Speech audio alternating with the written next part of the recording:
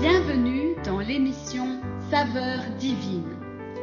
Cette bonne nouvelle du royaume sera prêchée dans le monde entier pour servir de témoignage à toutes les nations. Alors viendra la fin. Ce pain céleste vous est présenté par Immaculée Niraneza.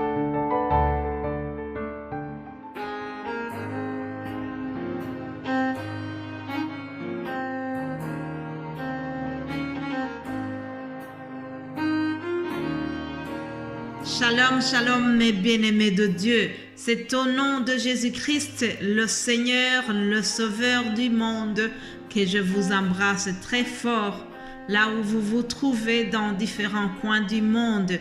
Que la paix de Christ soit avec vous. C'est vraiment une grande joie de vous accueillir encore une fois aujourd'hui. Je salue chaleureusement ceux qui nous ont rejoints récemment dans la saveur divine. Je sais qu'il y a des nouveaux membres qui nous ont rejoints pendant ce week-end dernier et je vous embrasse très fort. Chers amis, que vous soyez à l'écoute de la saveur divine depuis les 2 ans et demi, que vous soyez seulement au courant depuis récemment ou depuis 3 jours, vous êtes tous précieux aux yeux de Dieu. Je voudrais vous dédier cette parole que nous trouvons dans Ésaïe 43, au verset 4. Je lis ceci. Parce que tu as du prix à mes yeux, parce que tu es honoré et que je t'aime. Alléluia. Dieu te dit ce matin que tu as du prix à ses yeux. Dieu nous aime, Dieu nous trouve vraiment très spécial. Nous avons de la valeur aux yeux de Dieu. Alors que cela vous réjouisse aujourd'hui. Prenez cela comme vraiment un message d'amour que le Père Céleste vous envoie avant de commencer votre journée. Alléluia. Alors, rapidement, je voudrais commencer donc le thème qui nous a conduit pendant la semaine. Je vous rappelle que nous sommes en train de voir le titre qui dit « Nous sommes appelés pour être saints ». Dieu nous a appelés pour être saints. Chers amis, je vous rappelle ceci. Quand quelqu'un prend la décision de suivre Jésus-Christ, il devient une nouvelle créature. Il y a d'abord ce fait de se repentir suite à l'écoute de la parole. Il y a toujours quelque chose qui va déclencher une repentance en toi. Alors tu te réponds, tu demandes pardon pour tes péchés, puis tu décides de suivre Jésus-Christ. Et à partir du moment où tu as passé toutes ces étapes-là, moi je dirais que vraiment tu deviens une nouvelle créature, comme nous dit la parole. Alors tu dois maintenant marcher dans la sainteté. Lundi, je vous ai dit un verset qui nous demande de marcher dans la sainteté, être saint dans toute notre conduite. Les chrétiens, les enfants de Dieu qui ont décidé de suivre Jésus-Christ, qui sont sur ce cheminement d'aller au ciel, nous sommes appelés à marcher dans la sainteté dans toute notre conduite. Lisons Colossiens chapitre 3, à partir du verset 12. Ainsi donc, comme des élus de Dieu, saints et bien-aimés, revêtez-vous de sentiments de compassion, de bonté, d'humilité, de douceur, de patience. Supportez-vous les uns les autres. Et si l'un a un sujet de se plaindre de l'autre, pardonnez-vous réciproquement. De même que Christ vous a pardonné, pardonnez-vous aussi. Mais par-dessus toutes ces choses, revêtez-vous de l'amour qui est le lien de la perfection. Bien-aimés en Christ, nous venons de lire un texte qui contient les caractéristiques de quelqu'un qui marche dans la sainteté. Pour les habitués des Écritures saintes, Vous aurez remarqué que dans ce passage que je viens de lire, il y a des caractéristiques qui se retrouvent dans ce passage des fruits de l'Esprit Saint.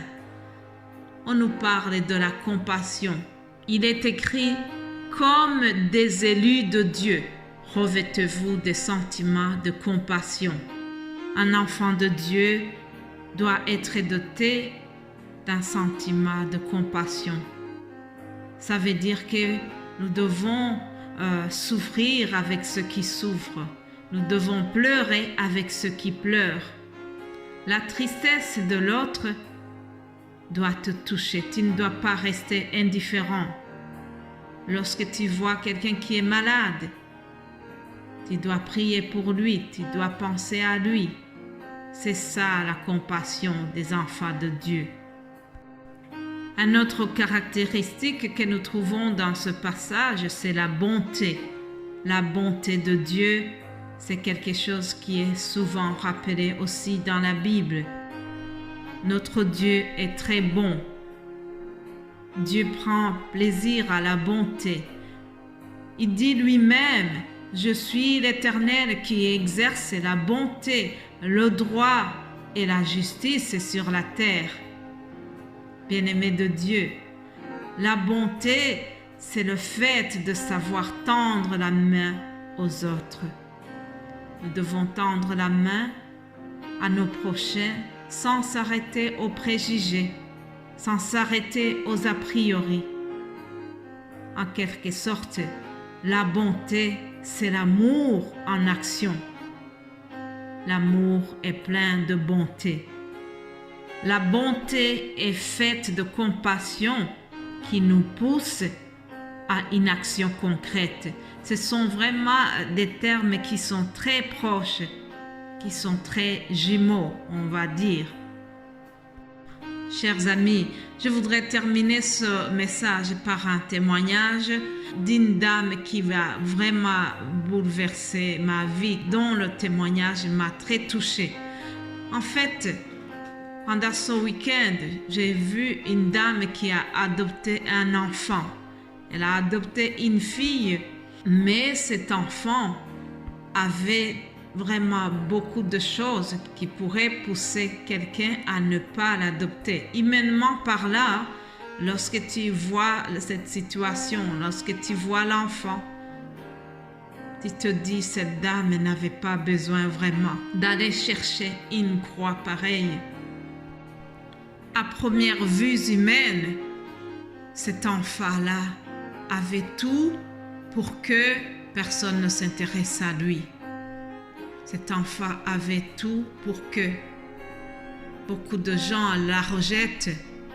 La preuve, c'est qu'il y a plusieurs familles d'accueil qui ont refusé de la prendre. Et pourtant, il y a une dame que j'ai trouvée vraiment comme une héroïne. Elle est remplie de bonté, de compassion. Et l'enfant que les autres ont rejeté parce qu'elle n'était pas vraiment digne d'être aimée, celle-là a décidé de l'adopter. Chers amis, au travers de cette adoption, j'ai trouvé vraiment l'amour divin, un amour qui va au-delà de la logique humaine. C'est ça la vraie sainteté. Cette dame, elle marchait vraiment dans la sainteté de Dieu. En toute humilité, j'ai beaucoup apprécié la leçon que cette dame m'a donnée. Une leçon de compassion, une leçon d'humilité, une leçon de bonté, une leçon d'un amour, un amour incomparable, un amour qui vient vraiment de Dieu. Bien-aimés en Christ, le temps est écoulé déjà, mais je voudrais vous dire que nous devons marcher dans la sainteté. Dans le passage que je vous ai lu tantôt, il est écrit que par-dessus toutes ces choses, nous devons nous revêtir de l'amour qui est le lien de la perfection. Je vous souhaite de passer une excellente journée et je reprendrai ce sujet demain par la grâce de Dieu. Vous êtes précieux aux yeux de Dieu. Je vous aime. Que Dieu vous bénisse abondamment. Amen.